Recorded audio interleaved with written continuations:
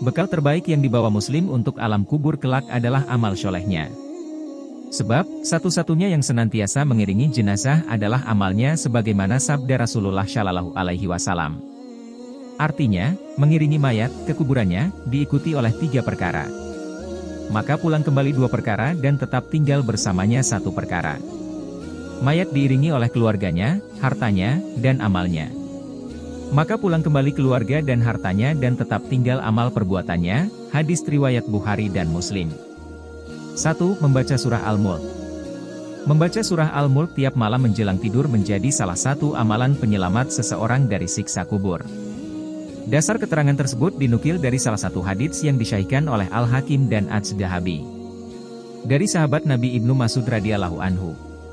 Artinya, barang siapa yang membaca Tabarakalladzi biyadihil mulku, surah Al-Mulk, tiap malam, Allah Subhanahu wa Ta'ala akan mencegahnya dari siksa kubur.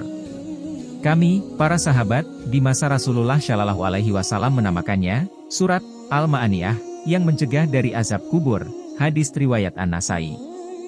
Ibnu Abbas radhiyallahu anhu pernah meriwayatkan kisah tentang seorang muslim yang menghadap Rasulullah Shallallahu Alaihi Wasallam untuk menanyakan surah Al-Mulk kala terdengar di suatu kuburan. Kemudian, Rasulullah Shallallahu Alaihi Wasallam mengatakan bahwa surah tersebut adalah penghalang azab kubur dan penyelamat Al-Munjiyah dari laknat alam barzah, hadis riwayat Tirmizi. 2. Berjuang di jalan Allah. Amalan berjuang di jalan Allah termasuk dalam amalan yang dapat menyelamatkan seseorang dari siksa kubur. Amalan yang dimaksud adalah menjaga perbatasan untuk membela agama Allah dan kehormatan umat Islam.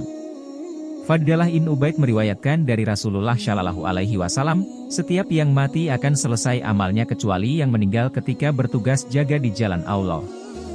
Amalnya terus tumbuh sampai hari kiamat dan ia akan aman dari fitnah kubur, hadis riwayat Tirmizi dan Abu Dawud. 3. Membaca kalimat thayyibah.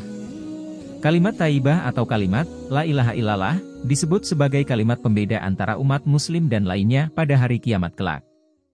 Di samping itu, membaca kalimat thayyibah akan mengantar pembacanya pada keselamatan dari siksa kubur. Diriwayatkan dari Ibnu Amr radhiyallahu anhu yang mengutip perkataan Rasulullah Shallallahu Alaihi Wasallam, orang yang selalu membaca kalimat La ilaha illallah tidak merasa takut ketika ajal tiba dan di alam kubur. Hadis riwayat Ibnu Majah dan Tirmizi. 4. Wafat pada hari Jumat. Wafat pada hari Jumat termasuk dalam salah satu perkara yang dapat menyelamatkan seseorang dari siksa kubur. Pernyataan tersebut diungkap dalam riwayat hadits oleh Abdullah bin Amr radhiyallahu anhu yang mengutip sabda Rasulullah Shallallahu Alaihi Wasallam.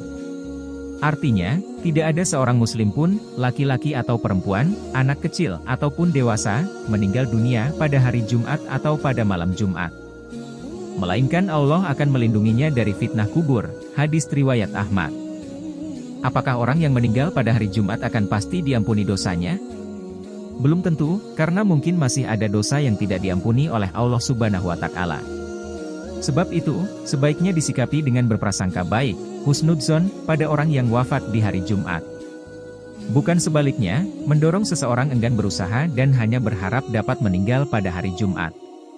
Semoga kita semua diselamatkan dari siksa kubur dan senantiasa selalu dalam lindungan Allah.